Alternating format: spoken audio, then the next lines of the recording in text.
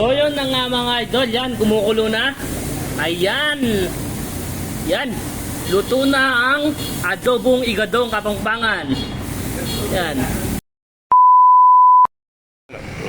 Okay mga idol, for today's vlog, magluluto tayo ng, ano kasi tawag dito? Igat. Igat. Yan.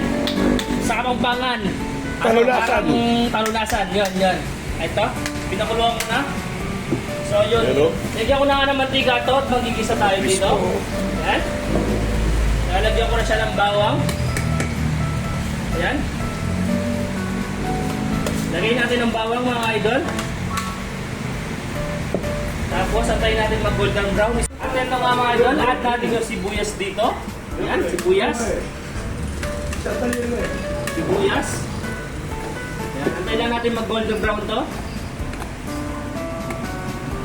Ayan. Mga idol, ayan. I-add natin yung sili. Grabe, napakasarap nito mga idol. Ayan. Ilagay lahat natin to. Ayan o.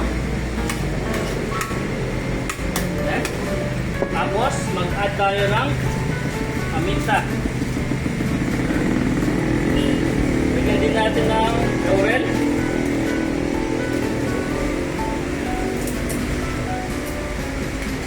Mix natin yan mga idol.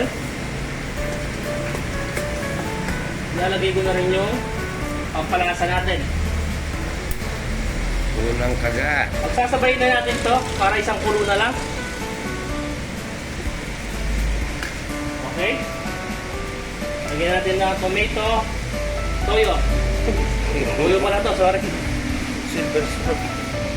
Okay. Silver spoon, baka naman. Yan, baka naman ha, silver swan. Oh, tantay muna natin. Mamaya natin lalagay yung kalamansi. Then add na natin tong igado. Ayan, sa Kapampangan, talunasan. Okay mga idol. Ayan. Huwag muna natin haluin. Takpan natin ng mabuti. Pagintay tayo ng mga ilang minuto. Okay? Yun.